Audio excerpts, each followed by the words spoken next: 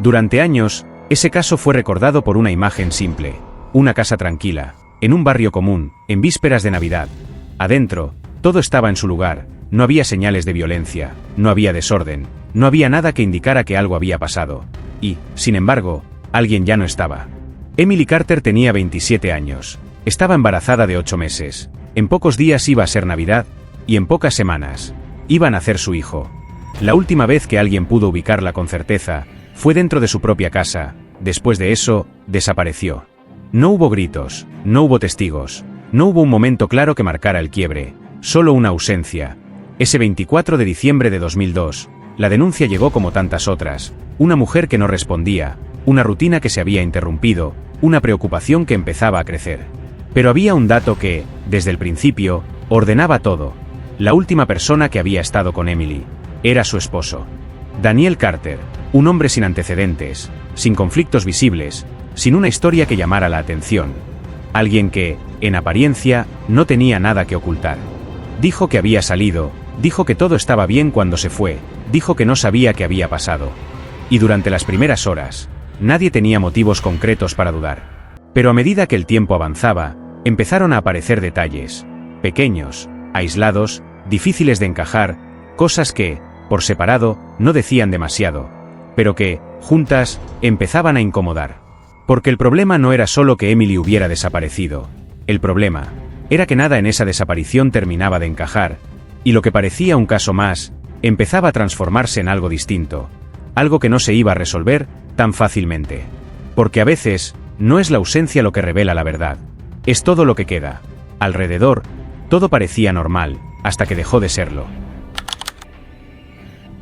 El caso ocurrió en Estados Unidos, en el estado de California, más precisamente en la ciudad de Modesto, una localidad ubicada en el centro del estado, lejos del ritmo acelerado de ciudades como Los Ángeles o San Francisco. Modesto no era un lugar turístico ni especialmente llamativo, era una ciudad de tamaño medio, con barrios residenciales amplios, calles tranquilas y una vida cotidiana previsible. El tipo de lugar donde la mayoría de las personas se conocían por nombre, donde los vecinos se saludaban al cruzarse, y donde los movimientos fuera de lo habitual no pasaban desapercibidos. La vivienda de la familia Carter estaba en uno de esos barrios, una zona de casas bajas, con jardines al frente, entradas para autos y veredas amplias, calles rectas, bien señalizadas, con poco tránsito durante la mayor parte del día. No había bares nocturnos en la esquina, no había actividad constante, era un entorno familiar. Durante la semana, la rutina era clara. Por la mañana, la mayoría de los residentes salía a trabajar, las calles quedaban en silencio. Solo algunos autos estacionados, bicicletas, personas caminando con sus perros. Por la tarde, la actividad volvía, autos regresando a las casas, puertas que se abrían, niños jugando en los patios o en la vereda, luces que empezaban a encenderse, y hacia la noche, todo volvía a calmarse. Ese diciembre, además, había un elemento que reforzaba esa sensación de normalidad: la cercanía de la Navidad. Las casas del barrio estaban decoradas, luces en las fachadas, guirnaldas en las puertas, árboles armados en los livings visibles desde las ventanas. Algunas viviendas incluso tenían figuras en los jardines: Papá Noel, renos, luces intermitentes. Un entorno típico de fin de año. Ordenado, previsible, familiar. El 24 de diciembre no era un día cualquiera. En ese tipo de barrios era un momento de movimiento constante, compras de último momento, personas entrando y saliendo de sus casas, preparativos, pero también era un día donde muchas cosas quedaban registradas, gente que veía quién salía, quién entraba, a qué hora. No era un entorno aislado, no era un lugar perdido, no era una zona sin testigos. Era exactamente lo contrario, un barrio donde, en condiciones normales, cualquier cambio en la rutina podía notarse.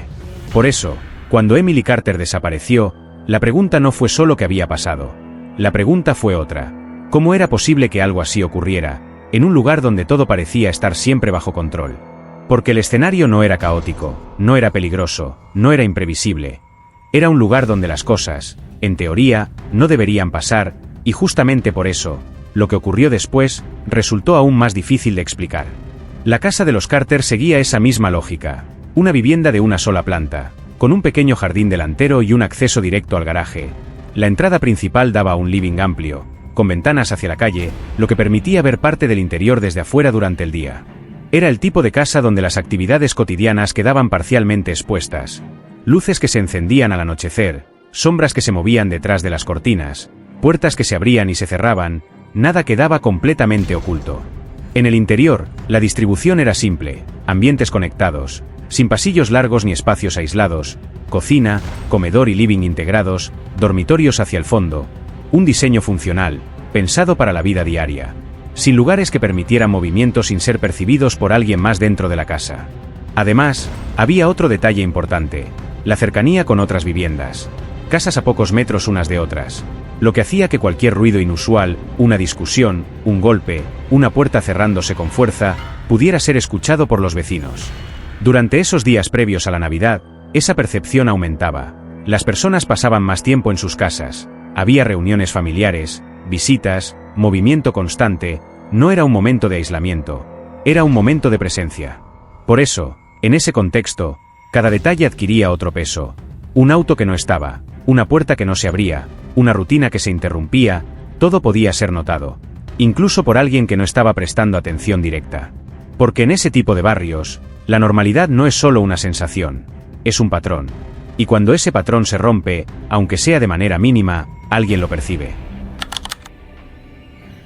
Emily Carter tenía 27 años y estaba embarazada de 8 meses cuando desapareció. En esa etapa de su vida casi todo giraba alrededor de una sola idea, la llegada de su hijo. Faltaban pocas semanas para el nacimiento y quienes la rodeaban la recordaban concentrada en cosas simples, concretas, domésticas, ropa doblada, listas de compras, llamadas pendientes, pequeños preparativos que para cualquier otra persona podían parecer mínimos, pero que para una mujer a punto de convertirse en madre ocupaban el centro de la rutina. Había crecido en un entorno familiar estable, tradicional, con vínculos cercanos y comunicación frecuente. No era una persona hermética ni imprevisible. Desde joven había mantenido una relación fluida con su familia, especialmente con su madre y con los parientes más cercanos. Llamaba, escribía, comentaba detalles del día, hablaba del embarazo, de lo que faltaba comprar, de cómo imaginaba las semanas que venían. No era una presencia intermitente en la vida de los demás. Era alguien que estaba. Y que precisamente por esa forma constante de estar no podía desaparecer sin que se notara enseguida. Su educación, según quienes la conocían, había sido la de una mujer acostumbrada al orden y a la previsibilidad, no porque llevara una vida extraordinaria, sino por lo contrario, porque confiaba en ciertas estructuras, la familia, la casa, la pareja, la idea de que las cosas importantes se sostienen con cuidado, con rutina y con pequeños gestos repetidos. Y ese tipo de formación deja una marca silenciosa. Personas que no buscan romper con todo, que no viven empujadas por impulsos bruscos y que no abandonan una vida armada de un día para el otro sin avisar a nadie. En los días previos al 24 de diciembre nada en su comportamiento indicaba una ruptura. No había mensajes ambiguos ni llamados extraños ni comentarios alarmantes. Emily hablaba del bebé, de la casa, de lo inmediato, y sus movimientos además estaban condicionados por el embarazo. Con 8 meses no realizaba trayectos largos ni improvisaba demasiado. Su rutina era más limitada, más visible, más fácil de seguir, y eso volvía su desaparición todavía más anómala.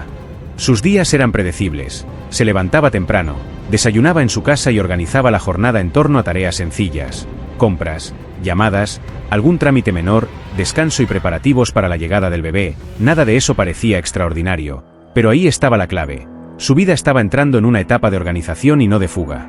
Daniel Carter, en cambio, proyectaba otro tipo de imagen, un perfil tranquilo, sobrio y correcto. Trabajaba como vendedor, mantenía un empleo estable y una rutina que encajaba sin problemas en la lógica del barrio, no tenía antecedentes penales ni denuncias previas, y no existía en apariencia un elemento que obligara a sospechar. Había crecido en un entorno estadounidense típico, sin rasgos que lo volvieran especialmente llamativo, educación común, vínculos normales, capacidad para adaptarse, para trabajar y para presentarse ante los demás como alguien funcional. Y esa palabra es clave, funcional, porque quienes lo conocían no lo describían como alguien profundo, sino como alguien que cumplía, que estaba donde tenía que estar y que respondía como se esperaba. Pero esa normalidad tenía otra cara. Daniel no era particularmente expresivo, no hablaba demasiado de sí mismo, no se abría con facilidad y no dejaba ver demasiado. Su presencia era correcta pero distante, no generaba rechazo, pero tampoco una cercanía real, y en el barrio era simplemente un hombre más. Alguien que salía por la mañana, volvía más tarde, mantenía hábitos previsibles y cuya relación con Emily, hacia afuera, parecía estable, sin reportes de discusiones ni señales visibles de crisis. Sin embargo, la historia no terminaba ahí, porque había una parte de la vida de Daniel que no estaba dentro de esa casa, ni dentro de esa rutina, ni dentro de esa imagen de normalidad, y en ese punto aparecía otra mujer, Amber Collins, que no pertenecía al entorno doméstico de la pareja, no conocía a Emily ni formaba parte del barrio. Su vínculo era exclusivamente con Daniel, y dentro de ese vínculo la historia era completamente distinta. Para Amber, Daniel no era un hombre casado ni mucho menos un hombre a punto de ser padre. Le había dicho que era viudo, le había hablado de una pérdida y le había construido una identidad que no coincidía con la realidad. Y ese detalle, que en otro contexto podría parecer apenas una mentira más, con el tiempo se convertiría en uno de los puntos más inquietantes del caso. Porque no se trataba de una versión armada después, ni de una coartada improvisada, era una versión previa. Antes de que Emily desapareciera, Daniel ya se presentaba ante otra persona como si su esposa no existiera, como si esa parte de su vida ya estuviera cerrada, como si el lugar que ocupaba Emily dentro de la historia ya hubiera sido borrado en otro plano. Y ahí empezaba a abrirse una grieta real. Durante mucho tiempo esas dos realidades convivieron sin tocarse a la vista de los demás. Por un lado la vida organizada de Emily, su embarazo, su rutina, y por otro la normalidad de Daniel, junto con una segunda vida construida en paralelo. Nada de eso era visible todavía. No había un estallido ni una advertencia pública, pero sí una fractura profunda entre lo que parecía estar ocurriendo y lo que realmente se sostenía detrás.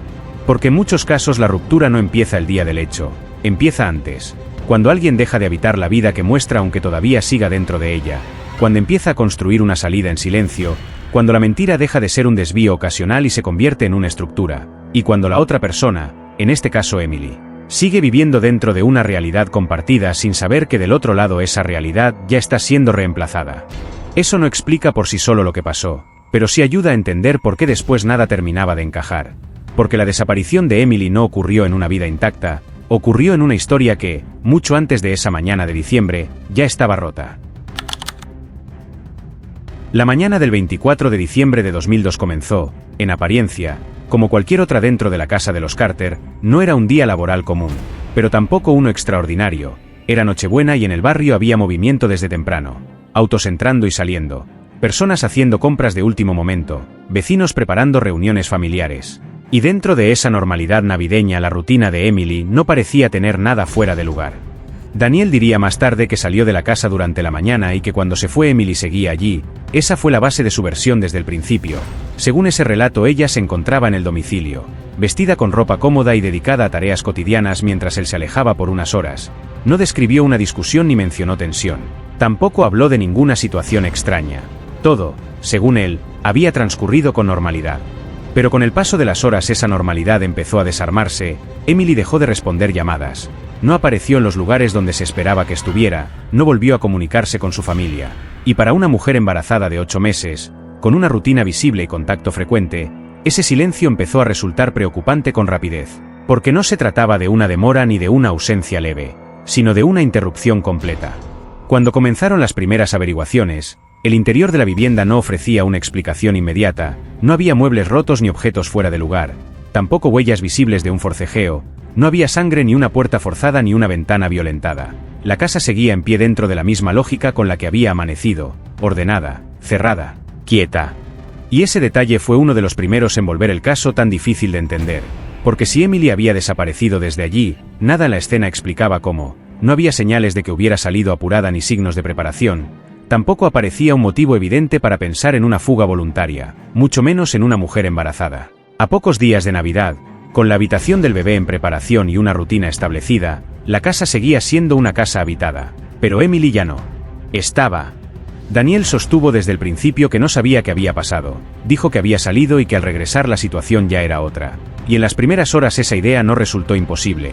En un barrio residencial, en vísperas de una fecha importante, podían pensarse muchas hipótesis. Un accidente, un problema médico, un encuentro inesperado o incluso una salida breve. Pero ninguna de esas posibilidades terminaba de sostenerse cuando empezaban a compararse con el perfil de Emily y con el estado en que quedó la casa. La desaparición era demasiado limpia, no solo porque no hubiera signos de violencia, sino porque tampoco había una secuencia visible. Ningún vecino podía señalar un momento exacto, nadie describía un grito ni hablaba de una discusión, no existía una escena concreta que permitiera ubicar el quiebre. Emily estaba y después ya no. Y esa ausencia sin ruido fue lo que convirtió al caso, desde el primer día, en algo distinto. Porque cuando una persona desaparece de un entorno cerrado, sin desorden, sin rastros evidentes y sin una explicación inmediata, la pregunta deja de ser solo dónde está y pasa a ser qué ocurrió dentro de ese lapso breve en el que todo parecía seguir igual. Pero ya no lo estaba. Y en la casa de los Carter, durante la mañana del 24 de diciembre, fue exactamente eso lo que quedó planteado desde el principio. Una desaparición sin escena, sin señal visible de ruptura y sin una respuesta inmediata que pudiera sostenerse con claridad. La preocupación por Emily no se instaló de inmediato como una alarma general, pero tampoco tardó en crecer. En las primeras horas la situación todavía se movía dentro de un margen manejable. Una mujer que no respondía, una rutina interrumpida, un silencio que empezaba a llamar la atención. Fueron los contactos más cercanos los primeros en notar que algo no encajaba. Llamadas que no eran devueltas, mensajes sin respuesta, horarios que ya no coincidían con su comportamiento habitual, y aunque en otro contexto eso podía interpretarse como una demora o un cambio de planes. En este caso había dos factores que aceleraban todo: el embarazo avanzado de Emily y la regularidad con la que se comunicaba, porque no era una persona que desapareciera durante horas sin avisar, mucho menos en esa etapa. La inquietud se transformó rápidamente en acción. Se hicieron nuevas llamadas, se intentó ubicarla a través de conocidos, se revisaron los lugares donde podía estar, pero no había respuestas, y con el paso de las horas la situación dejó de ser una preocupación familiar para convertirse en una denuncia formal. La desaparición fue reportada y a partir de ese momento el caso entró en otra fase, donde la intervención policial siguió los pasos habituales: verificación de datos, confirmación de identidad, reconstrucción básica de los últimos movimientos conocidos. En esa primera instancia Daniel Carter ocupaba un lugar central, pero no necesariamente sospechoso. Era el esposo, la última persona que había estado con ella, la fuente más directa de información, y su versión fue tomada como punto de partida. Dijo que había salido de la casa durante la mañana del 24 de diciembre, que Emily se había quedado allí y que al regresar ella ya no estaba. Una secuencia que en ese momento no resultaba imposible, pero que tampoco resolvía nada.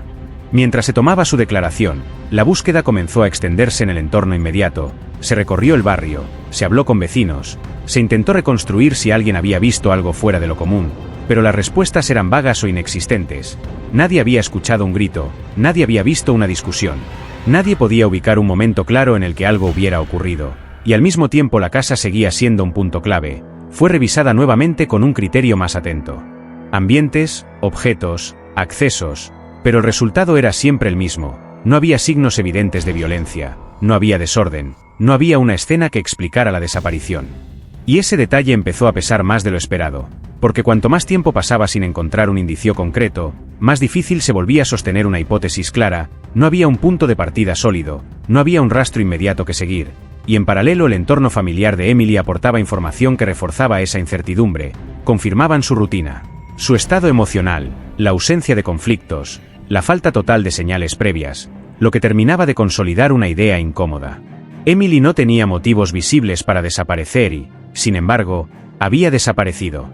Las primeras horas de la investigación, lejos de aclarar el escenario, lo volvieron más complejo, porque no solo no aparecía una explicación, sino que tampoco aparecía un camino claro para encontrarla. Después de las primeras horas, la investigación empezó a moverse hacia un punto más preciso: reconstruir los movimientos del 24 de diciembre con la mayor exactitud posible. Ya no se trataba solo de buscar a Emily, sino de entender qué había pasado dentro de ese intervalo de tiempo en el que había desaparecido. Para eso, los investigadores comenzaron a trabajar sobre los registros disponibles: horarios, desplazamientos, testimonios, cualquier dato que permitiera armar una secuencia verificable, y el primer eje fue la versión de Daniel Carter, quien había dicho que salió de la casa durante la mañana, que Emily se quedó y que cuando regresó ella ya no estaba. Una secuencia que parecía simple, pero que necesitaba ser confirmada. Se revisaron los horarios en los que dijo haber salido, los trayectos que afirmó haber hecho, los lugares en los que aseguró haber estado, y en ese punto cada detalle empezaba a tener peso. ¿Cuánto tiempo estuvo fuera? ¿A qué hora salió exactamente? ¿A qué hora regresó? Si alguien lo vio, si alguien podía confirmar su recorrido. Porque la investigación no avanzaba sobre una sola prueba, sino sobre la suma de pequeños datos que, combinados, podían sostener o debilitar su relato.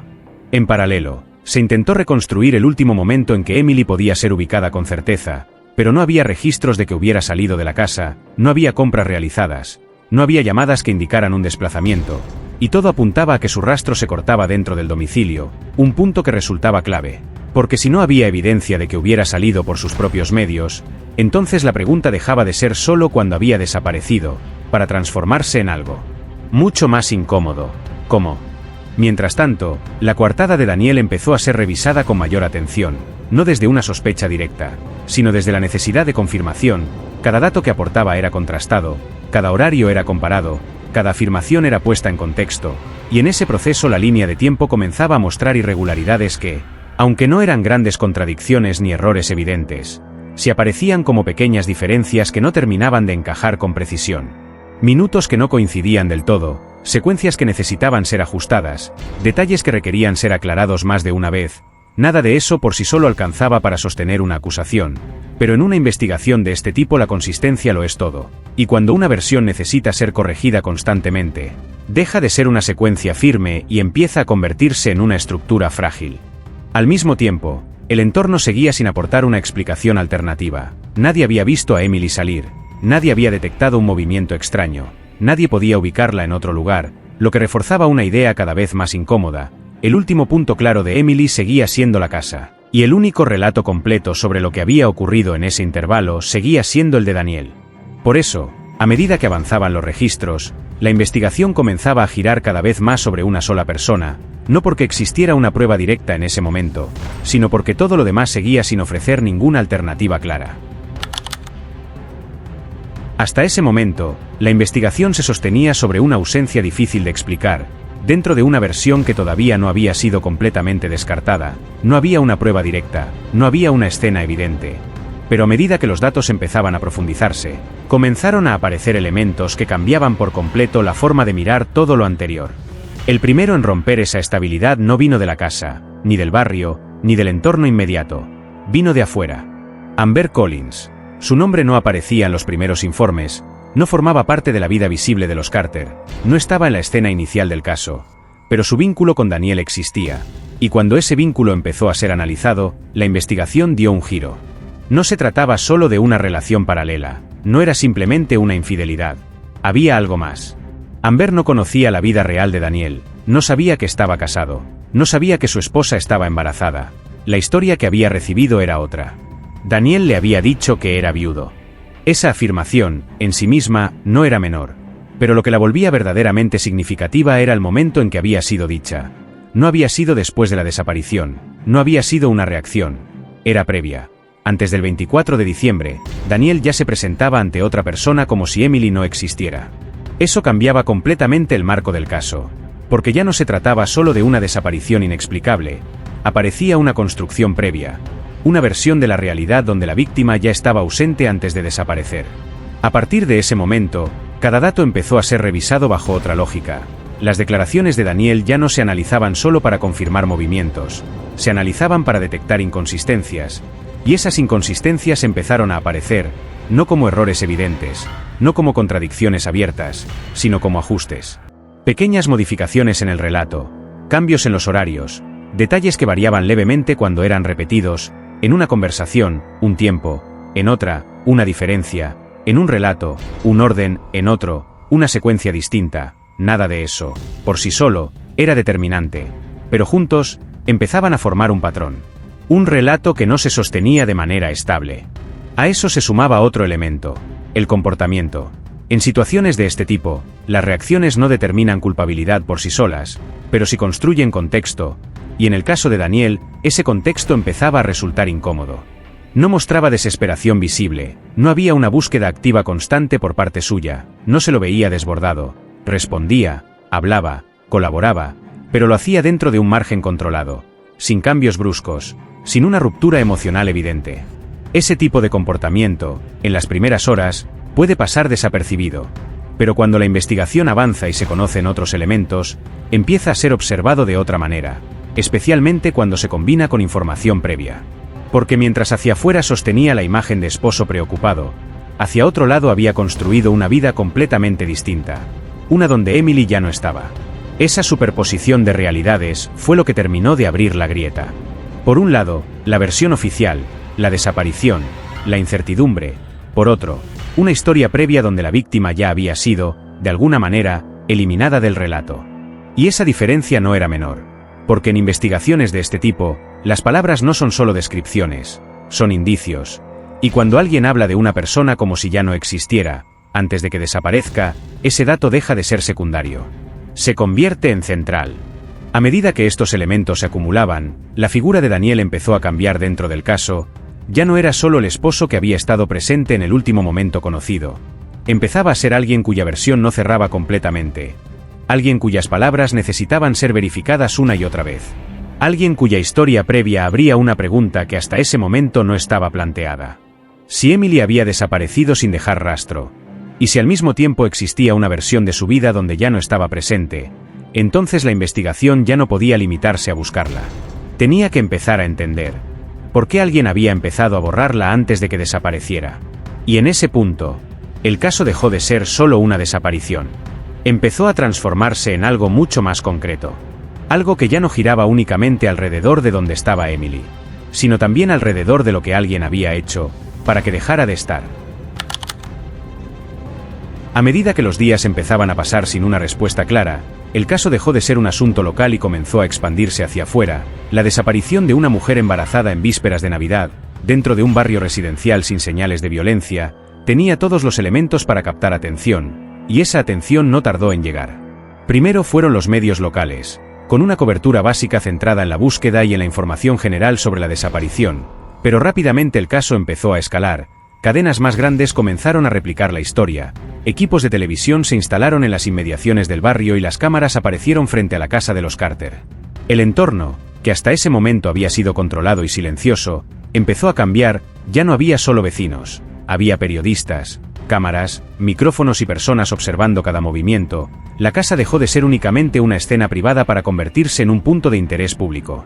En ese contexto, Daniel Carter comenzó a aparecer ante los medios. Fue entrevistado, respondió preguntas y explicó su versión de los hechos. Y aunque al principio esas apariciones cumplían una función esperada como la de un esposo intentando colaborar y mantener visible el caso, a medida que las entrevistas se repetían algunos detalles empezaron a llamar la atención. No por lo que decía, sino por cómo lo decía. El tono se mantenía estable, las respuestas eran controladas y no había variaciones emocionales marcadas ni quiebres visibles. Y si bien en este tipo de situaciones las reacciones no determinan culpabilidad por sí solas, en paralelo a lo que la investigación ya comenzaba a mostrar, ese comportamiento empezó a ser observado con mayor atención. Las cámaras no solo registraban palabras, también captaban gestos, pausas y formas de responder, y esa exposición constante generó otro efecto. El caso dejó de ser analizado únicamente por investigadores y empezó a ser observado por el público, donde comenzaron a circular opiniones, interpretaciones y sospechas. Mientras tanto, la presión sobre Daniel aumentaba, cada declaración era revisada, cada entrevista comparada con la anterior y cada frase analizada en función de lo que ya se sabía. Y en ese proceso algo empezó a cambiar. La figura del esposo que al inicio ocupaba un lugar central como fuente de información comenzó a desplazarse hacia otro lugar. No por una acusación directa en ese momento, sino por acumulación, por la suma de datos que ya no podían ser ignorados. La atención mediática no generó las grietas, pero las expuso, las hizo visibles y las amplificó frente a todos, y a partir de ese punto el caso dejó de moverse solo dentro de una investigación para pasar a desarrollarse también bajo la mirada constante de una audiencia que, día a día, empezaba a hacerse la misma pregunta. Si todo lo que rodeaba la desaparición no terminaba de encajar, entonces, ¿dónde estaba realmente la verdad? Para ese momento, la investigación ya no se movía en múltiples direcciones. Las líneas abiertas empezaban a cerrarse, las hipótesis alternativas perdían fuerza y los elementos que seguían en pie apuntaban cada vez más hacia el mismo lugar. La casa no ofrecía una explicación externa. El entorno no aportaba testigos y los registros no ubicaban a Emily fuera de ese espacio, mientras que al mismo tiempo la única versión completa de lo ocurrido seguía siendo la de Daniel.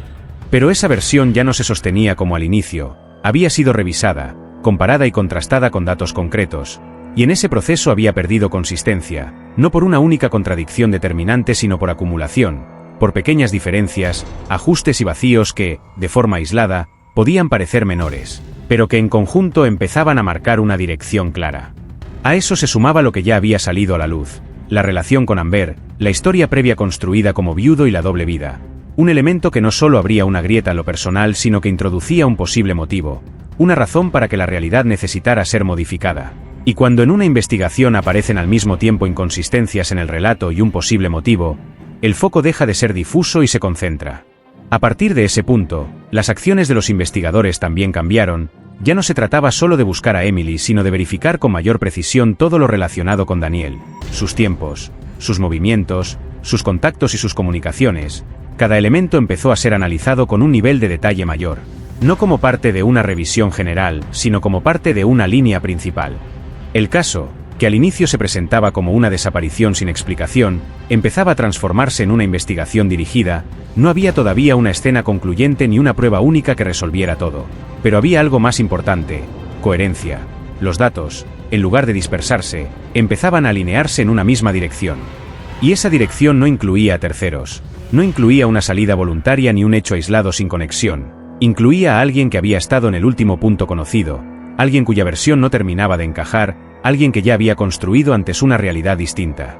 Por eso, cuando la investigación llegó a este punto, la pregunta dejó de ser abierta. Ya no era qué pudo haber pasado, era otra, más concreta, más directa.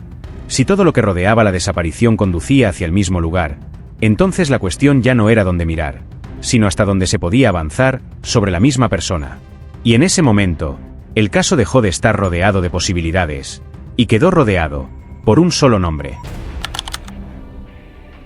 Hasta ese momento, el caso se sostenía sobre indicios, contradicciones y una dirección cada vez más clara, pero todavía no había una confirmación definitiva, no existía un elemento que cerrara la historia. Eso cambió cuando la búsqueda dejó de ser abierta y empezó a concentrarse en un punto específico, una zona alejada del barrio, sin circulación constante, un lugar que no formaba parte del recorrido habitual de Emily, cuya elección no fue casual, sino que respondía a los datos acumulados, a los movimientos registrados y a los tiempos reconstruidos. Todo conducía hacia ahí.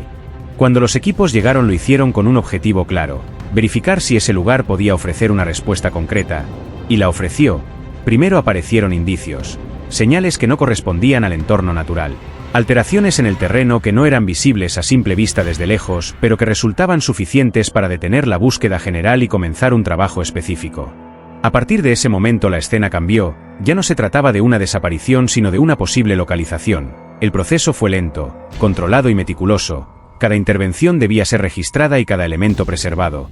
Y en ese contexto apareció lo que hasta entonces no existía en el caso: una evidencia concreta, los restos.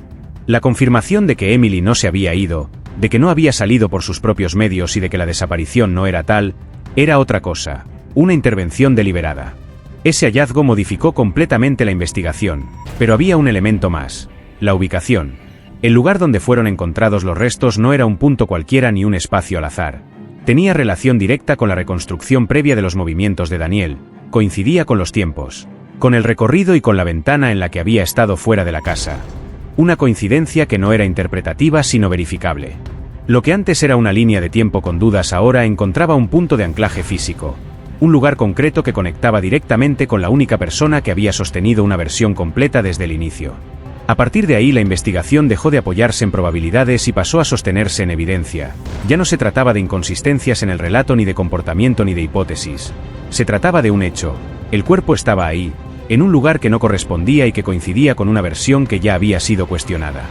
Eso redefinió todo. La figura de Daniel dejó de ser una posibilidad entre varias para pasar a ocupar un lugar central dentro de una estructura que ya tenía sustento. Y cada elemento previo, las grietas, la doble vida, las diferencias en los relatos, dejó de ser interpretado de manera aislada para encajar dentro de un mismo esquema. La historia ya no necesitaba ser reconstruida desde cero. Necesitaba ser confirmada. A partir de ese momento las acciones de la investigación cambiaron de escala. Se intensificaron los procedimientos, se ampliaron los análisis y se incorporaron peritajes específicos. El objetivo ya no era encontrar, era demostrar. Porque cuando aparece una evidencia física que coincide con una línea de tiempo previamente establecida, el margen de duda se reduce, y lo que antes era una sospecha sostenida por acumulación empieza a transformarse en una acusación respaldada. El caso había cruzado un límite, ya no había vuelta atrás. Ya no se trataba de buscar a Emily ni de entender qué había pasado. Se trataba de establecer con precisión cómo había ocurrido, y quién había sido responsable. Y a partir de ese hallazgo la investigación no solo avanzó, se reconfiguró, porque encontrar los restos no era el final. Era el inicio de otra etapa mucho más precisa, donde cada elemento debía ser explicado: cómo había llegado Emily a ese lugar, en qué momento y bajo qué circunstancias.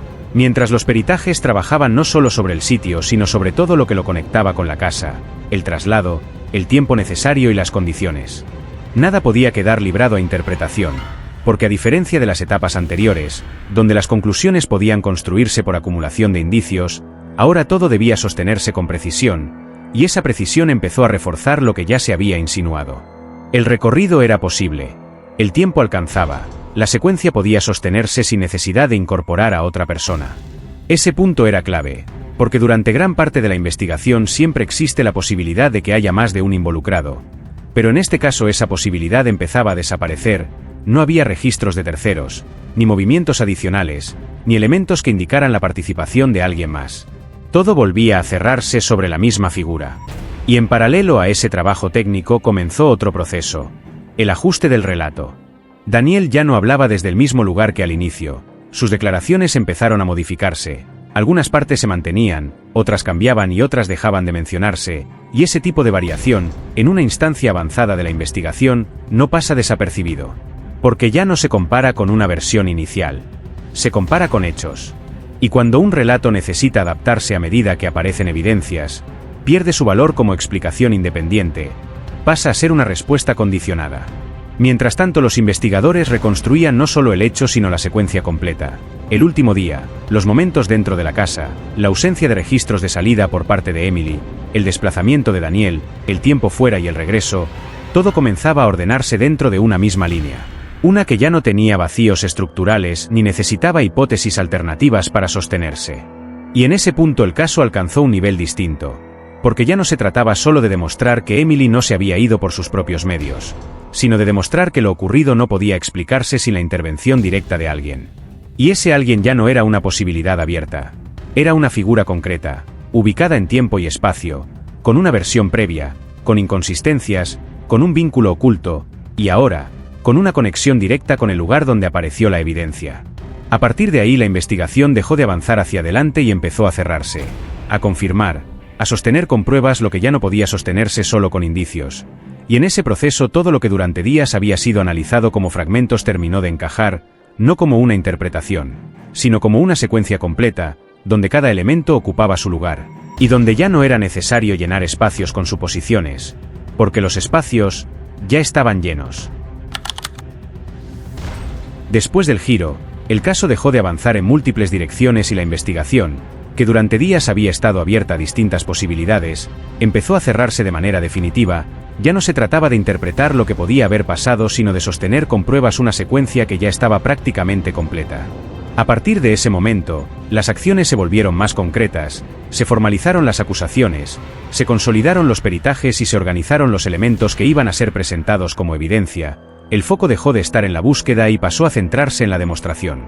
Dentro de esa estructura, la figura de Daniel Carter ocupó un lugar central, no como una posibilidad sino como el principal responsable dentro del caso. Y a partir de ahí comenzaron a desarrollarse las instancias judiciales, audiencias, presentación de pruebas y reconstrucción de los hechos, donde cada elemento detectado durante la investigación empezó a ser expuesto dentro de un marco formal. La relación paralela, las inconsistencias en el relato, los registros de movimiento y la ubicación del cuerpo dejaron de aparecer de forma aislada para integrarse dentro de una misma línea, una que, presentada en conjunto, sostenía una acusación sólida. Durante ese proceso también cambió la percepción pública del caso. Lo que en un inicio había sido una desaparición desconcertante empezó a entenderse como un hecho concreto. La incertidumbre fue reemplazada por una explicación que se volvía cada vez más clara a medida que los datos eran expuestos. En paralelo, el entorno cercano enfrentó sus propias consecuencias. La familia de Emily atravesó no solo la pérdida sino también la confirmación de lo ocurrido. Y ese momento marca un punto irreversible, porque una desaparición deja abierta una posibilidad.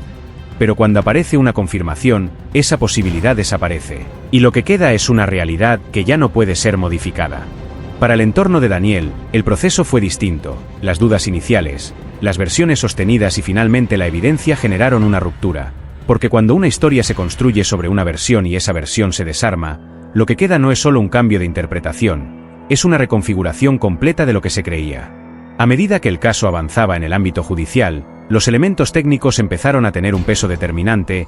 Ya no se trataba de percepciones, ni de comportamientos ni de interpretaciones externas. Se trataba de pruebas, de coherencia entre los datos y de consistencia en la reconstrucción. Y en ese nivel, el caso alcanzó su forma final, una donde cada parte estaba conectada, donde cada elemento encontraba su lugar y donde ya no era necesario completar con suposiciones. Las consecuencias no se limitaron al resultado judicial, el caso dejó una marca más amplia. En el entorno, en quienes lo siguieron desde afuera y en la forma en que se interpretan este tipo de hechos, porque más allá de la resolución hay algo que permanece, la forma en que una historia que parecía normal puede contener elementos que no son visibles en el momento, la forma en que una versión puede sostenerse durante un tiempo, hasta que deja de hacerlo, y la forma en que una ausencia puede transformarse en una evidencia que lo redefine todo. Lo que ocurrió en este caso no empezó el 24 de diciembre, ese día marcó el momento en que todo salió a la luz, pero no fue el inicio. La desaparición de Emily Carter no fue un hecho aislado ni una decisión repentina, no fue algo que apareció de un día para el otro sin señales previas. Había indicios, había una construcción y había una historia paralela que ya existía antes de que todo ocurriera. Una vida que, en otro espacio, ya había sido modificada. Y ese es el punto. Porque durante gran parte del caso la pregunta fue dónde estaba Emily. Se buscó en el barrio, en los alrededores y en posibles recorridos. Pero la respuesta nunca estuvo ahí. Nunca estuvo en un lugar externo. Estuvo desde el inicio dentro de la misma historia. En lo que se decía, en lo que no se decía, en lo que alguien ya había empezado a construir. Cuando la investigación logró ordenar todos esos elementos, la historia dejó de ser una incógnita y se convirtió en una secuencia. Una donde cada parte tenía sentido, donde los datos no se contradecían sino que se confirmaban, y en ese proceso el caso dejó algo más que una resolución, dejó una forma de entender. Porque no siempre lo más importante es lo que falta. A veces, es lo que ya está, pero no se reconoce en el momento. Una rutina que parecía normal, una relación que no mostraba rupturas visibles y un entorno que no generaba sospechas pueden sostenerse durante mucho tiempo, hasta que dejan de hacerlo. Hasta que aparece un dato, después otro, después una conexión, y lo que antes parecía estable empieza a desarmarse. Este caso no se resolvió por una única prueba ni se definió por un solo momento. Se construyó, a partir de registros, de contradicciones y de decisiones previas. Y cuando todo eso se alineó, la historia dejó de ser abierta, quedó cerrada, no por falta de preguntas, sino porque las respuestas ya estaban. Y en ese punto, lo que queda no es la duda, es otra cosa. La certeza de que, en algunos casos, lo que parece inexplicable, no lo es, solo necesita tiempo, para ser visto con claridad. La noche del 14 de mayo de 2008, Richard Laston no desapareció sin dejar rastro. De hecho, durante varios minutos se supo exactamente dónde estaba, o al menos eso parecía. Esa noche volví a su casa después de haber estado con un amigo. No era un recorrido largo ni una zona desconocida, era un trayecto que ya había hecho antes, pero en algún punto del camino algo cambió. El auto se salió de la ruta y quedó detenido en un camino rural, y Richard hizo lo que cualquiera haría en esa situación, llamó a sus padres. La comunicación no fue breve ni confusa ni un intento desesperado sin sentido, fue una llamada sostenida durante varios minutos en la que habló con ellos. Les explicó lo que estaba pasando, intentó ubicarse y describió lo que veía. Campos, oscuridad y un camino que no reconocía del todo. Sus padres no solo escuchaban, intentaban ayudarlo dándole indicaciones, pidiéndole referencias y tratando de entender dónde estaba para poder encontrarlo, y durante toda esa llamada Richard seguía ahí, caminando, avanzando y tratando de orientarse en medio de un lugar que no terminaba de reconocer. No había señales de peligro inmediato, no había nadie más ni una situación que indicara que algo grave estaba por ocurrir, hasta que pasó. En medio de la conversación la llamada se cortó, sin aviso, sin una despedida y sin una explicación. Un segundo estaba hablando y al siguiente ya no. Sus padres intentaron volver a llamarlo una y otra vez, pero no hubo respuesta. El teléfono dejó de emitir señal y desde ese momento nadie volvió a tener contacto con Richard Laston. No regresó a su casa, no volvió a comunicarse ni apareció en ningún otro lugar. Pero lo más extraño es que durante varios minutos antes de desaparecer había estado hablando y describiendo exactamente dónde creía estar, y aún así nadie pudo encontrarlo. Porque en ese momento la situación todavía parecía controlable, un joven perdido, un teléfono en línea y una conversación activa, nada indicaba que esa llamada iba a ser el último contacto.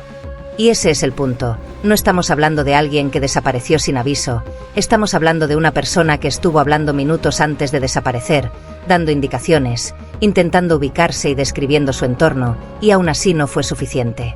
Porque desde el momento en que la llamada se cortó no hubo ningún otro dato, ninguna nueva señal, ningún movimiento registrado ni ninguna explicación inmediata. Solo una última comunicación, y después, nada. El recorrido que Richard Laston estaba haciendo esa noche no ocurría en una gran ciudad ni en una zona con movimiento constante, ocurría en el estado de Minnesota, en Estados Unidos, una región donde, fuera de los centros urbanos, el paisaje cambia por completo. El punto de partida era Marshall, una ciudad pequeña, organizada, con dinámica de comunidad, calles claras, zonas residenciales tranquilas y comercios distribuidos de manera ordenada, un entorno típico de clase media donde la rutina se repite sin grandes variaciones y donde los movimientos son previsibles. Durante el día la actividad es constante, hay personas que trabajan, que circulan y que realizan sus tareas cotidianas, con tránsito moderado, escuelas y locales abiertos, nada fuera de lo común. Pero a medida que uno se aleja del centro el entorno cambia. Las calles asfaltadas empiezan a desaparecer, el alumbrado público se vuelve irregular, las casas dejan de estar agrupadas y aparecen campos abiertos, extensiones de tierra sin delimitaciones visibles y caminos rurales que no siempre están señalizados, zonas donde de noche la visibilidad es mínima. Y ese detalle es clave, porque mientras durante el día esos caminos pueden parecer simples, por la noche se transforman, no hay iluminación, no hay referencias claras ni puntos visibles que permitan orientarse con facilidad, solo oscuridad. En ese tipo de entorno perderse no es difícil, un giro equivocado, una ruta mal tomada o un cálculo incorrecto pueden dejar a una persona completamente desorientada en pocos minutos, y a eso se suma otro factor, la señal. En muchas de estas zonas rurales la cobertura de teléfono es inestable, puede funcionar en un punto y desaparecer unos metros más adelante, lo que hace que una llamada pueda mantenerse y cortarse de forma abrupta sin previo aviso. Ese tipo de interrupción no es extraña en ese contexto, pero combinada con una situación de desorientación cambia completamente el escenario, porque no solo se pierde la ubicación, se pierde también el contacto. Y en un lugar donde no hay tránsito constante, donde no hay personas circulando y donde no hay iluminación, quedar incomunicado significa aislamiento real. Ese era el entorno en el que Richard estaba esa noche, no una zona peligrosa en términos habituales ni un lugar asociado a hechos violentos, sino un espacio tranquilo, previsible y sin antecedentes que generaran alarma, y justamente por eso lo que ocurrió no encajaba. Porque en un lugar así una persona no desaparece sin dejar rastro, no en cuestión de minutos, sino después de haber estado hablando, y sin embargo, eso fue exactamente lo que pasó. Durante el día ese mismo recorrido no presenta dificultades, los caminos son visibles, las referencias están a la vista y hay actividad agrícola constante, pero cuando cae la noche todo cambia, el movimiento desaparece, los caminos quedan vacíos y entre un punto y otro no hay nada. No hay estaciones de servicio, no hay comercios ni circulación continua, y ese tipo de entorno genera una falsa sensación de seguridad, porque durante el día parece accesible, pero durante la noche no lo es. A eso se suma otro elemento, la repetición del paisaje, muchos de esos caminos son similares entre sí, con los mismos campos, los mismos trazados y la misma falta de señalización, lo que hace que una persona pueda creer que está en un lugar cuando en realidad está en otro. Ese error no se detecta de inmediato, se sostiene durante un tiempo, y cuando finalmente se percibe puede ser tarde para corregirlo con facilidad. En ese contexto cualquier intento de orientación depende de la comunicación y de la capacidad de describir el entorno con precisión. Y aunque Richard tenía una de esas herramientas, el teléfono, la otra no era tan sencilla. Porque describir un lugar donde todo se parece no garantiza ser ubicado, y eso es lo que vuelve a este caso particularmente complejo. No se trata solo de una desaparición en un entorno rural. Se trata de una desaparición en un lugar donde incluso estando en línea una persona puede no ser localizada. Porque el problema no es solo dónde está, es que el lugar no ofrece una forma clara de diferenciarse, y cuando eso ocurre la búsqueda deja de ser directa, se vuelve aproximada, y en una situación donde el tiempo es clave, esa diferencia puede ser determinante. Richard Laston tenía 19 años y había crecido en Minnesota dentro de un entorno estable, sin cambios bruscos ni situaciones que alteraran su desarrollo. Su infancia transcurrió dentro de una estructura familiar clara, con rutinas definidas y una presencia constante de sus padres, sin antecedentes de conflicto ni episodios que marcaran un quiebre. Su paso por la escuela había sido regular, no destacaba por extremos ni generaba preocupaciones, no acumulaba incidentes y mantenía un perfil que dentro de cualquier grupo se percibe como normal, una lógica que se sostuvo con el tiempo y que al momento de su desaparición seguía presente. Richard estaba cursando estudios universitarios, había iniciado una etapa nueva sin romper con su dinámica anterior, seguía vinculado a su familia, mantenía una rutina previsible y respondía a un esquema organizado, vivía con sus padres como parte de una continuidad natural. En un entorno sin tensiones visibles donde las comunicaciones eran frecuentes y los movimientos no generaban dudas. No era una persona que desapareciera sin avisar, no cambiaba planes de forma abrupta ni cortaba contacto. Su rutina diaria era clara y repetitiva, con estudio, traslados, momentos sociales puntuales y regreso a su casa. Sus relaciones eran acotadas, con un grupo reducido de amigos y vínculos estables, sin conflictos ni situaciones que lo expusieran a riesgos evidentes. En los días previos al 14 de mayo nada indicaba un cambio, no había señales de tensión ni mensajes inusuales. Todo seguía dentro de una lógica normal, y esa misma noche había estado con un amigo en un encuentro simple, sin conflicto ni situaciones fuera de lo habitual. Nada en esa secuencia anticipaba lo que iba a ocurrir después. Ese es el punto, porque en muchas desapariciones hay indicios previos, cambios de conducta o señales.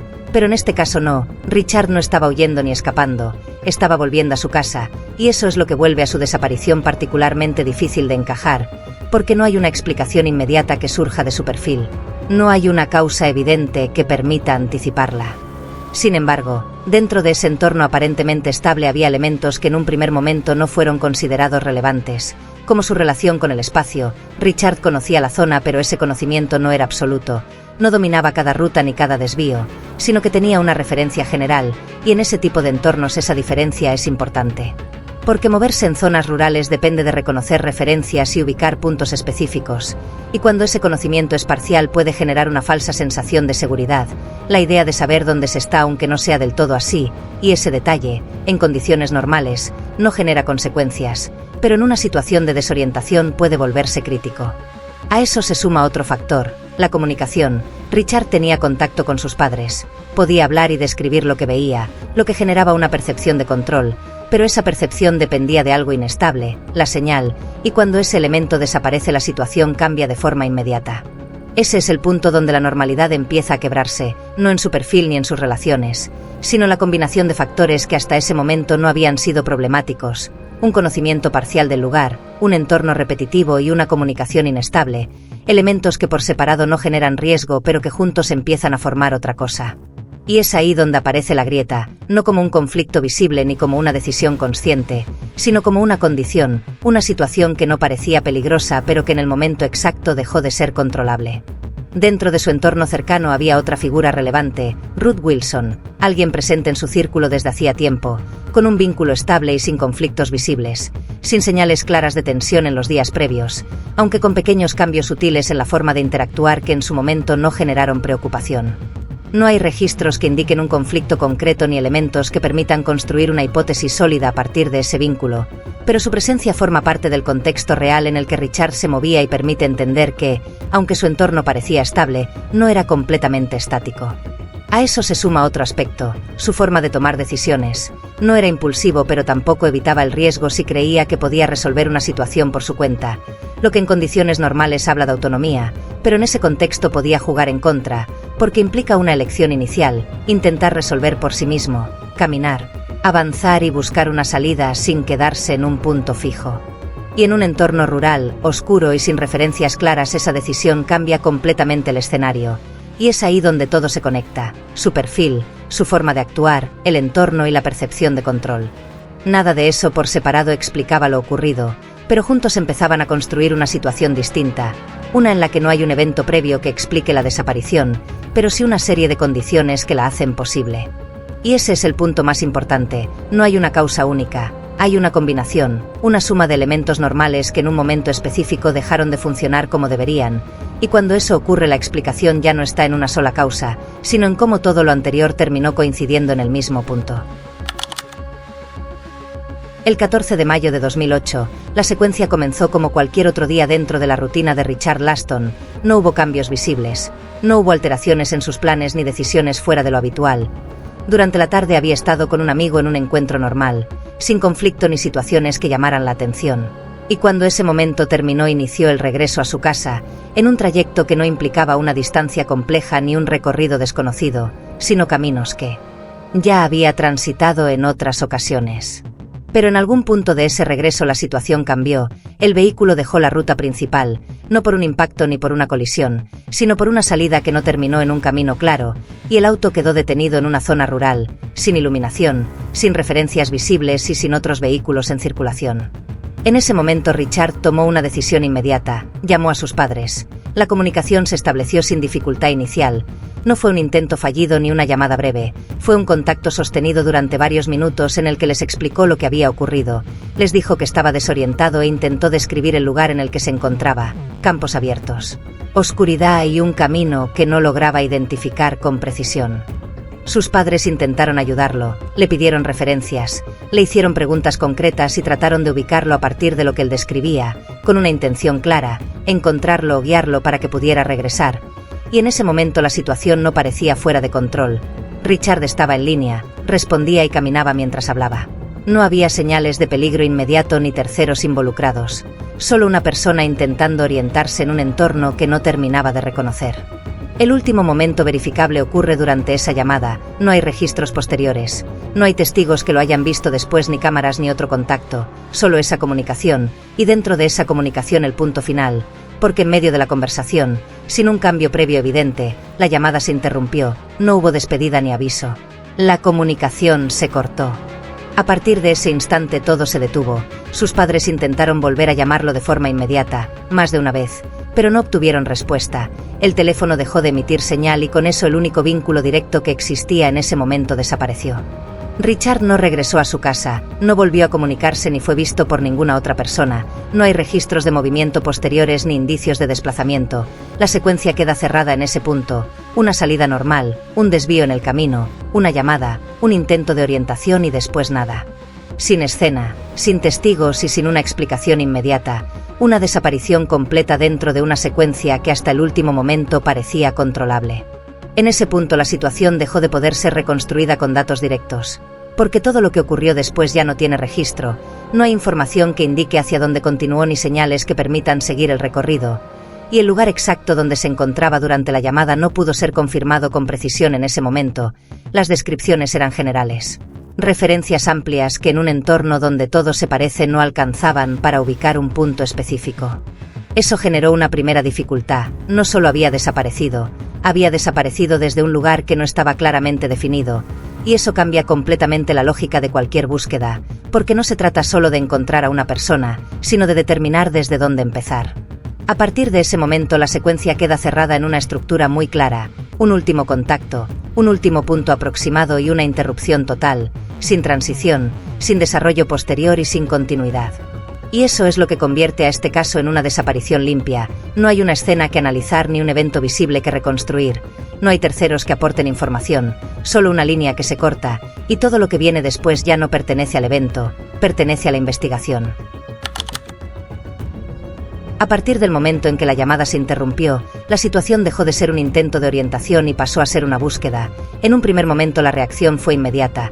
Los padres de Richard no interpretaron el corte como algo menor ni lo asociaron solo a un problema de señal. Habían estado hablando con él, habían escuchado su tono y habían seguido su recorrido. Y sabían que algo no encajaba. Intentaron volver a comunicarse, una vez y luego otra, pero no hubo respuesta. El teléfono no volvió a conectarse y ante esa falta total de contacto tomaron una decisión rápida: salir a buscarlo. No esperaron ni dejaron pasar horas. No asumieron que iba a resolverse solo. Tomaron como referencia lo que Richard había descrito durante la llamada e intentaron ubicar la zona recorriendo caminos cercanos, avanzando por rutas posibles y buscando puntos que coincidieran con lo que él había mencionado. Pero el problema era claro desde el inicio: no había una ubicación precisa, solo descripciones generales y elementos comunes dentro de un entorno donde todo se repite: campos, caminos rurales y oscuridad, lo que hacía que cada intento de localización dependiera de aproximaciones y no de certezas. Con el paso de las primeras horas, la búsqueda dejó de ser exclusivamente familiar, se dio aviso a las autoridades. La denuncia se formalizó y el caso pasó a una instancia distinta. Los equipos comenzaron a intervenir, se organizaron recorridos, se delimitaron zonas posibles y se intentó reconstruir el trayecto a partir de la información disponible. Pero desde el inicio la investigación enfrentó una dificultad central: no había un punto de partida exacto, no había una escena definida ni un lugar donde concentrar todos los recursos, solo un área amplia y dentro de esa área múltiples caminos posibles. A pesar de eso el entorno respondió, personas de la zona se sumaron, se ampliaron los recorridos y se cubrieron más sectores, con una lógica simple: reducir el margen, cerrar espacios, descartar zonas y acercarse lo más posible al último punto conocido. En paralelo se empezaron a plantear las primeras hipótesis: un accidente, una desorientación prolongada o una caída en algún sector no visible. todas dentro de una misma línea y sin incluir en ese momento la intervención de terceros, porque no había elementos que indicaran otra cosa. No había señales de violencia, ni indicios de conflicto, ni datos que sugirieran una situación externa. La búsqueda se concentró en el entorno, en el terreno, en los caminos y en los espacios donde una persona podía haber quedado sin ser vista, pero a medida que pasaban las horas y no aparecían resultados, la situación empezó a cambiar, porque cuando una búsqueda inicial no arroja resultados, lo que era una hipótesis probable empieza a volverse insuficiente. Y eso fue lo que ocurrió. El caso ya no era solo una persona desorientada, empezaba a transformarse en algo más complejo, algo que no se resolvía con una búsqueda directa y que requería otro tipo de análisis. Después de las primeras horas, la búsqueda necesitaba algo más que recorridos amplios, necesitaba precisión, y para eso la investigación empezó a trabajar sobre los registros disponibles. El punto de partida era claro, el último contacto, la llamada. Un momento que no solo marcaba el final del evento, sino también el eje desde el cual se podía empezar a reconstruir todo lo anterior. Los investigadores comenzaron a establecer una línea de tiempo. ¿A qué hora había salido Richard?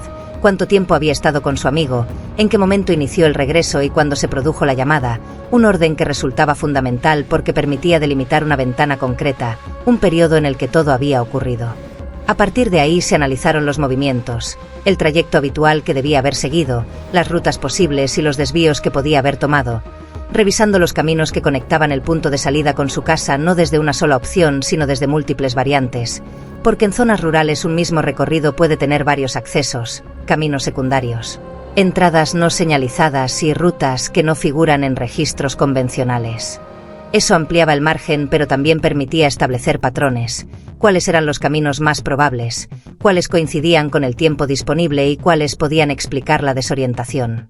En paralelo se intentó identificar testigos, personas que hubieran estado circulando en la zona, conductores o habitantes cercanos, pero ese intento no arrojó resultados claros, no hubo confirmaciones directas ni avistamientos verificables, nadie pudo ubicar a Richard después del momento en que inició el regreso. Eso reforzaba una idea, el trayecto se había desarrollado en un entorno sin interacción, sin terceros que pudieran aportar datos y sin registros externos que permitieran seguirlo, porque a diferencia de lo que ocurre en zonas urbanas no había cámaras ni sistemas de vigilancia ni registros automáticos de paso. La reconstrucción dependía casi exclusivamente de lo que ya se sabía, la llamada, el horario y el punto aproximado, y dentro de ese marco la información más relevante era la descripción que Richard había dado mientras hablaba. No eran datos técnicos ni coordenadas, eran referencias, campos, caminos y oscuridad, un entorno abierto sin elementos distintivos, y ese tipo de descripción, en un contexto urbano, podría ser útil, pero en un entorno rural donde el paisaje se repite pierde precisión. Muchos lugares coinciden con esas características y eso genera una dificultad concreta, la imposibilidad de reducir el área a un punto específico. A medida que se cruzaban todos estos elementos, la línea de tiempo empezaba a cerrarse, no hacia adelante sino hacia atrás, confirmando que Richard había estado en movimiento, que había tomado un camino distinto al habitual y que había permanecido en esa zona durante el tiempo de la llamada. Pero después de ese momento no había continuidad, no había un siguiente registro ni un dato adicional, la reconstrucción llegaba hasta un punto y se detenía. Y ese punto, aunque aproximado, se convertía en el centro de toda la investigación, porque era lo único verificable, y cuando en un caso toda la información se concentra en un solo momento, ese momento deja de ser un dato más. Se convierte en el eje. Hasta ese momento, la investigación se sostenía sobre una lógica clara, una persona desorientada, un entorno complejo y una búsqueda que no lograba dar resultados. Pero a medida que se revisaban los datos empezaron a aparecer diferencias, no contradicciones directas ni cambios evidentes en una versión, sino algo más sutil, desajustes. El primero tenía que ver con la ubicación. Durante la llamada Richard había intentado describir dónde estaba, había dado referencias y mencionado caminos, y en base a esas descripciones tanto sus padres como los investigadores habían construido una idea inicial del lugar, pero esa idea no coincidía del todo con lo que se encontraba en el terreno. Las zonas que encajaban con lo que había dicho no mostraban rastros, los recorridos que parecían lógicos no llevaban a un punto concreto, y eso abrió una primera posibilidad, que Richard no estuviera donde creía estar. Un error que no es extraño en un entorno rural, pero que en este caso tenía una consecuencia directa. Toda la búsqueda inicial se había basado en una ubicación que podía no ser correcta. Y si el punto de partida no es exacto, Todo lo que se construye después pierde precisión, por eso la investigación empezó a revisar nuevamente la información, no para agregar datos nuevos, sino para reinterpretar los que ya existían, cada palabra de la llamada, cada referencia y cada intento de descripción. En ese proceso apareció otra dificultad, la forma en que se había desarrollado la comunicación. Richard no estaba quieto, había estado caminando, avanzando mientras hablaba e intentando encontrar una salida, y eso implica algo importante: la ubicación no era fija, cambiaba constantemente. Cada minuto de la llamada podía corresponder a un punto distinto, y eso vuelve mucho más complejo cualquier intento de reconstrucción, porque no se trata de un solo lugar sino de un recorrido, un desplazamiento que no quedó registrado. Ese movimiento, sumado a la falta de referencias claras, generaba una grieta en la lógica inicial. La idea de que podía ser localizado rápidamente empezaba a perder fuerza, pero había otro elemento: el tiempo. La duración de la llamada indicaba que Richard había estado activo durante varios minutos después de haber salido de la ruta. No había una interrupción inmediata ni un corte abrupto desde el inicio, lo que en principio descarta ciertos escenarios. No había un evento instantáneo, sino un proceso, un intento de resolución que se extendió en el tiempo. Sin embargo, a pesar de esa ventana, no se logró ubicarlo, y ese desfasaje es lo que empieza a generar la grieta más importante, porque si estuvo hablando, si estuvo describiendo y si estuvo en movimiento, ¿cómo es posible que no haya sido encontrado? Esa pregunta no surge desde la sospecha, sino desde la inconsistencia, y es ahí donde el caso empieza a cambiar, no hacia una explicación clara, sino hacia una complejidad mayor. A eso se suma el comportamiento dentro de la llamada. No hay registros de pánico extremo ni indicios de una situación de amenaza. La conversación se mantiene dentro de un margen de control, lo que refuerza la idea de que, hasta cierto punto, Richard creía que podía resolver la situación. Y sin embargo la desaparición ocurre, y esa diferencia entre percepción y resultado es otra grieta, porque implica que el problema no era evidente, no era algo que pudiera ser identificado fácilmente en el momento. Y cuando una situación no se percibe como peligrosa pero termina en una desaparición, la explicación no es directa, responde a una combinación: un entorno sin referencias, un desplazamiento constante, una ubicación imprecisa y una comunicación que se corta. Cada uno de esos elementos por separado puede ser manejable, pero juntos generan un escenario distinto, uno donde la lógica habitual deja de funcionar. Y ese es el punto en el que el caso deja de ser lineal, porque ya no se trata solo de reconstruir qué pasó, sino de entender por qué, teniendo contacto, teniendo tiempo y teniendo una ventana de acción, no se pudo evitar el desenlace. Y en esa pregunta es donde el caso empieza a abrirse, no hacia una respuesta única, sino hacia múltiples posibilidades, ninguna completamente cerrada. A medida que pasaban las horas sin resultados, el caso dejó de ser un hecho limitado al entorno familiar y a la búsqueda local, y la desaparición de Richard empezó a tomar otra dimensión, primero dentro de la propia comunidad, donde la información comenzó a circular entre vecinos, personas de la zona y contactos cercanos, ampliando lo que en un inicio era una búsqueda puntual hacia un alcance mayor. Más personas se sumaron, se organizaron nuevos recorridos y se cubrieron más sectores, y en ese contexto la historia empezó a salir hacia afuera, con medios locales que comenzaron a reportar el caso no desde el impacto inmediato sino desde la preocupación: un joven desaparecido, un último contacto registrado y una búsqueda que no lograba resultados. Ese tipo de información, en una comunidad pequeña, tiene efecto, se comparte, se comenta y se sigue, y a medida que la cobertura avanzaba comenzaron a aparecer entrevistas, familiares, personas cercanas y autoridades, con un objetivo claro: difundir la información, ampliar el alcance y generar posibles aportes. Pero en paralelo empezó a producirse otro efecto: el cambio de percepción. Lo que al inicio se interpretaba como una desorientación en un entorno complejo empezó a ser visto como algo más difícil de explicar, no porque hubiera nuevos datos concretos, sino porque la falta de resultados comenzaba a pesar. Porque cuando una búsqueda se extiende y no aparecen señales, la interpretación cambia, la pregunta deja de ser dónde está y empieza a ser por qué no aparece, y ese desplazamiento no es inmediato, se construye con el tiempo, y en este caso comenzó a instalarse a medida que la exposición aumentaba. Las entrevistas reflejaban ese cambio, el tono, las preguntas y la forma en que se planteaba el caso empezaban a moverse hacia una incertidumbre mayor, sin afirmaciones ni conclusiones, pero con una idea que comenzaba a tomar forma: que lo que había ocurrido no se resolvía con una búsqueda directa. Y en ese punto el caso dejó de ser únicamente una desaparición en un entorno rural, se convirtió en un expediente abierto, uno que ya no dependía solo del terreno sino también de la interpretación. Y eso marcó un cambio, porque cuando un caso entra en ese estado la presión ya no es solo operativa, también es externa. Y esa presión no siempre acerca respuestas. A veces solo hace más evidente lo que todavía no se puede explicar. A medida que avanzaba la investigación, algo empezó a cambiar, no en la cantidad de información sino en la dirección. Las hipótesis iniciales comenzaron a reducirse y las posibilidades que al principio parecían abiertas empezaron a descartarse una por una. No había indicios de intervención de terceros, no había señales de un conflicto previo ni elementos que indicaran que Richard hubiera decidido desaparecer. Cada una de esas líneas fue analizada y progresivamente dejada de lado. El caso empezó a cerrarse sobre un eje distinto, el entorno.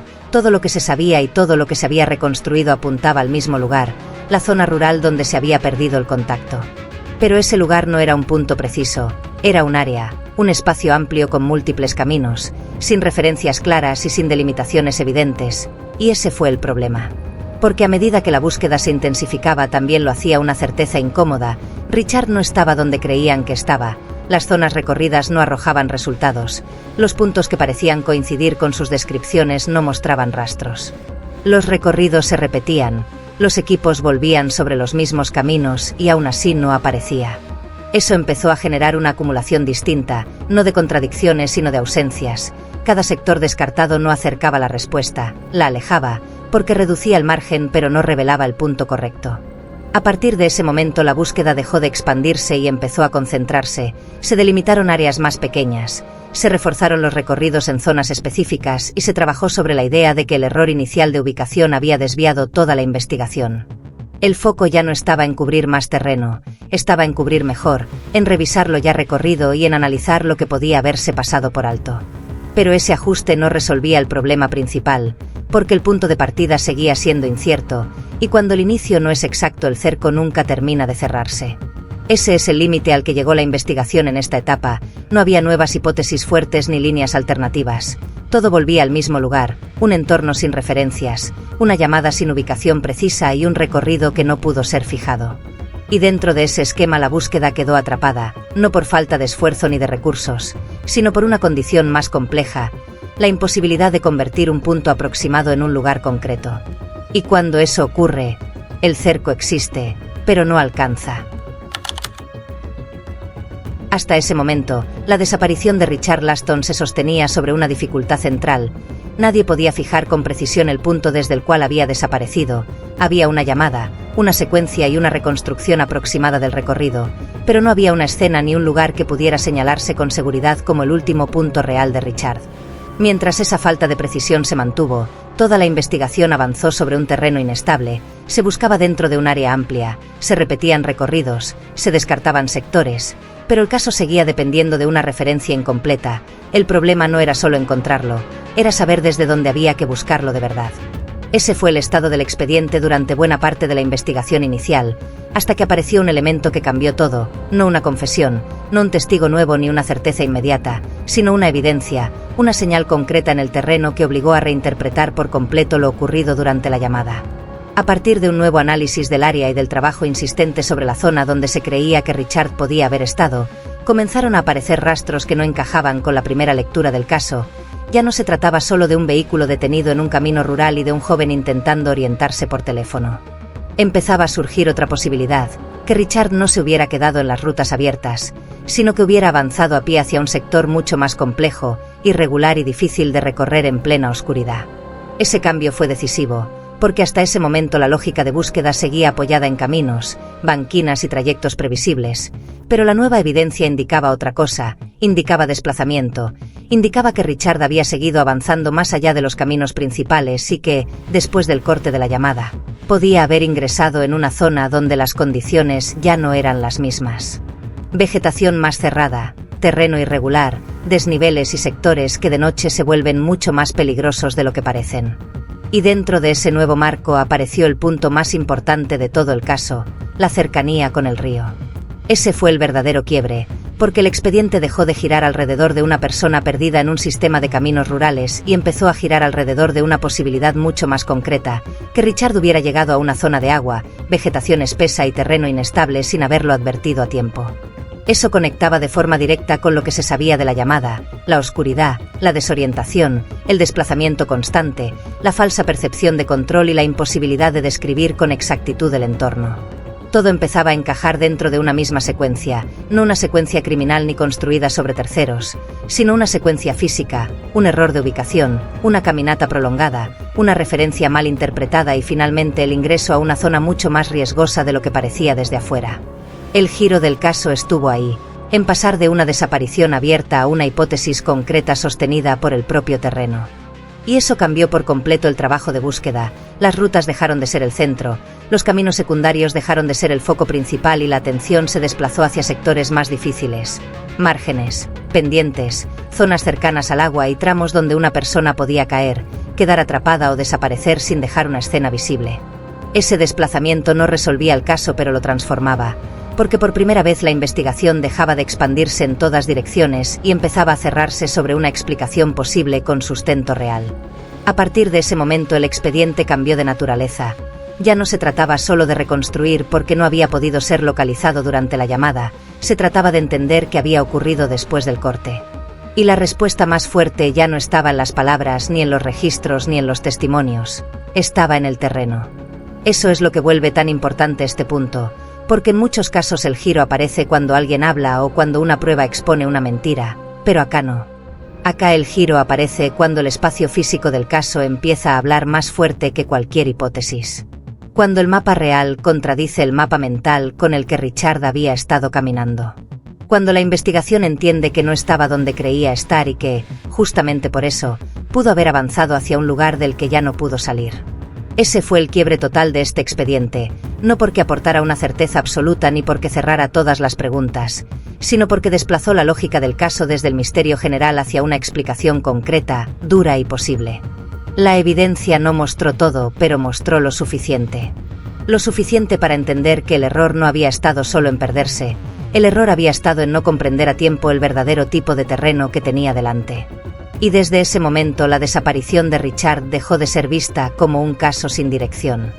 Pasó a ser otra cosa. Un expediente donde la respuesta probablemente siempre había estado cerca del último trayecto, pero oculta dentro de un entorno que, en la oscuridad, podía borrar a una persona sin dejar una escena clara, sin testigos y sin una segunda oportunidad. A partir del giro en la investigación, el caso de Richard Laston entró en una etapa distinta.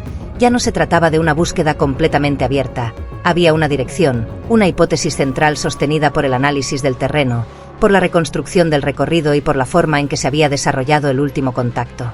Pero esa dirección no significaba una resolución inmediata, el trabajo continuó, las áreas cercanas al río fueron revisadas con mayor precisión, se ampliaron los operativos en zonas más complejas y se incorporaron equipos especializados, con búsquedas más profundas, más técnicas y más focalizadas. Sin embargo, a pesar del cambio en la estrategia, los resultados no aparecieron de forma concluyente, no hubo un hallazgo inmediato que confirmara la hipótesis ni una evidencia física que cerrara el caso de manera definitiva.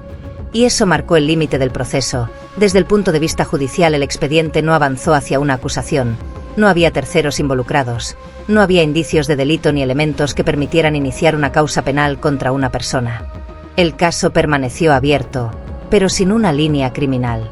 Eso no significa que no hubiera una reconstrucción, la hubo, y con el tiempo el trabajo conjunto entre investigadores, equipos de búsqueda y especialistas permitió establecer una secuencia probable, coherente con los registros, con el comportamiento observado y con el entorno físico. Un joven que se desorienta, que intenta corregir su ubicación, que continúa avanzando en un terreno que no conoce, que pierde referencias y que en ese proceso ingresa en una zona donde las condiciones dejan de ser controlables. Esa reconstrucción no es una certeza absoluta, pero es la que mejor explica todos los elementos del caso, y con el paso del tiempo se convirtió en la interpretación dominante del expediente. Para la familia, sin embargo, la situación fue distinta, porque cuando no hay un hallazgo concreto no hay cierre, no hay una instancia final que permita ordenar lo ocurrido ni un momento que marque un antes y un después. La ausencia se mantiene, la pregunta sigue abierta y el proceso no termina. Aun con una hipótesis sólida, la falta de una confirmación material deja un espacio difícil de ocupar, un espacio donde lo probable convive con lo no resuelto. Ese es uno de los aspectos más complejos de este tipo de casos, porque no se trata solo de entender qué pudo haber pasado, se trata de convivir con la imposibilidad de afirmarlo completamente. En términos formales, el expediente fue perdiendo actividad con el tiempo, Las búsquedas intensivas se redujeron, los operativos dejaron de ser constantes y el caso dejó de estar en el centro de la atención pública. Pero no se cerró en el sentido absoluto, quedó registrado, documentado, con una línea de interpretación clara, pero sin una confirmación final. Ese es el estado en el que permanece, un expediente donde la investigación avanzó lo suficiente como para construir una explicación, pero no lo suficiente como para transformarla en certeza. Y eso define todo lo que vino después. Porque las consecuencias de este caso no se miden en condenas ni en resoluciones judiciales. Se miden en otra cosa, en el impacto de una ausencia que no pudo ser resuelta completamente, en una historia que no tiene un punto final claro, en un recorrido que terminó sin que pudiera ser visto en su totalidad, y en una conclusión que, aunque probable, nunca pudo convertirse en definitiva. Lo que ocurrió con Richard Laston no fue inmediato, no hubo un momento claro donde todo se quebrara ni una escena visible que marcara el punto exacto en el que la situación dejó de ser controlable. Lo que hubo fue una secuencia, pequeñas decisiones, interpretaciones equivocadas y un entorno que parecía manejable pero no lo era. Y, sobre todo, una percepción, la sensación de estar ubicado, de entender dónde se estaba y de poder corregir el rumbo, y esa percepción fue el error. Porque en este caso no fue necesario un tercero, no hizo falta un conflicto ni hubo una acción violenta, bastó con perder la referencia correcta en el momento equivocado. Y eso es lo que define este expediente, no lo inexplicable ni lo extraordinario, sino algo mucho más concreto, un entorno real, una situación posible y una cadena de decisiones que, vistas desde afuera, parecen pequeñas pero que dentro del contexto correcto cambian todo. Cuando se analiza el caso completo, lo que aparece no es un misterio sin forma, es un recorrido, uno que empieza con una acción cotidiana y termina en un punto donde ya no hay retorno claro. Eso es lo que lo vuelve tan difícil de aceptar, porque no hay una ruptura evidente, hay continuidad, y dentro de esa continuidad se pierde el control. Ahora bien, cuando este caso se pone en paralelo con el anterior, la diferencia es clara. En el caso P el eje estaba en una persona, en lo que alguien hizo, en lo que alguien ocultó y en cómo una versión se sostenía hasta que dejó de hacerlo. Ahí la historia avanzaba hacia una dirección concreta, había una construcción, una intención y una acción que explicaba el resultado. En este caso no, acá no hay una figura central que concentre la responsabilidad ni una decisión externa que quiebre la historia, lo que hay es otra cosa, un error, no un error evidente ni inmediato, un error que se construye paso a paso y que, cuando se vuelve visible, ya no puede corregirse. Ese es el punto en común entre ambos casos, no el hecho en sí ni el resultado, sino el momento en el que algo cambia y ya no vuelve atrás. En un caso ese momento está marcado por una acción, en el otro por una percepción equivocada, pero en los dos ese punto existe y define todo lo que viene después. Porque hay situaciones donde lo difícil no es entender lo que pasó, lo difícil es reconocer en qué momento dejó de poder evitarse. Archivos Negros continuará documentando casos con el mismo criterio técnico y rigor. Si valoras este tipo de análisis, podés acompañar el proyecto suscribiéndote al canal para seguir los próximos expedientes. A quienes ya nos acompañan desde el inicio, gracias por formar parte de Archivos Negros. Tu apoyo permite que el archivo continúe.